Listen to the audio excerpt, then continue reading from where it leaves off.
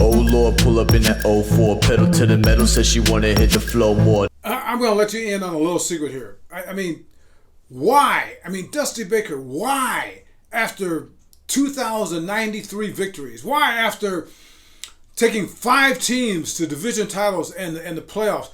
Why after 3 Manager of the Year awards? Why after 25 years as a manager, an all-time record, Dusty Baker finally wins the World Series? Why? I want to tell you why. It's because of this right here.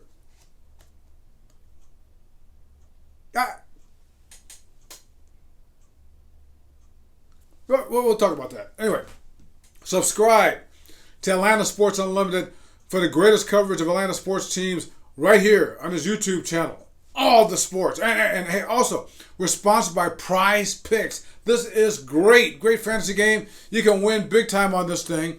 Pick 2 to 5 players over or under various sports. Just put in that promotion code right there, Atlanta Sports Unlimited, and you will win big time. Okay, and here's the thing about Dusty Baker, all right? And I'll tell you about this book right here. It's called The Real Hank Aaron. I wrote it this year. It's out right now. Hey, just go to right here to therealhankaaron.com, and you can read, Dusty Baker, you read all about it, and it's going to be just fantastic. Okay, well, this guy finally won the World Series, and the thing is, I've known Dusty Baker for 45 years, and that's about as long as I've been a sports journalist, a professional one. During that time, he's in the top 10 of one of the greatest persons I've ever met in sports. Yeah, we go way back to when he was a player for the LA Dodgers back in the 70s. Started out with the Atlanta Braves, and we're going to talk more about that too. He loved the Braves. He loved Atlanta. Anyway, for Dodgers. Then he became a player for 1 year in 1984 for the San Francisco Giants. I covered that Giants team with Joe Morgan and Reggie Smith, and Frank Robinson was the manager back then. You had these strong major league players from the past. Dusty Baker was great back then. Then I covered Dusty as a coach. He used to be a coach for the San Francisco Giants. And after that, in 1993, he became the manager of the San Francisco Giants. And then our relationship kind of grew from there, with the San Francisco Giants as a manager.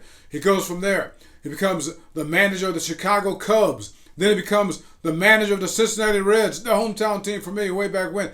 And then he becomes the manager of the Washington Nationals. He's doing great things all the way through here. And then finally, he becomes the manager of the Houston Astros. And they just won the World Series, over the weekend, all right, against the Philadelphia Phillies. First time he's won it. But Dusty is much more than that. He's much more than a guy that's got that eternal toothpick in his mouth or the wristbands on both arms. I mean, it's much more than that. Dusty Baker is like this Renaissance man. There's so many aspects of him. One, you might know about this. April 8th, 1974. That's in Atlanta Fulton County Stadium right here. That's when Hank Aaron hit the home run 715 to top Babe Ruth. Guess who was in the on-deck circle? Yeah, it was Dusty Baker. And Hank told Dusty, look, I'm going to get this over with right now, okay?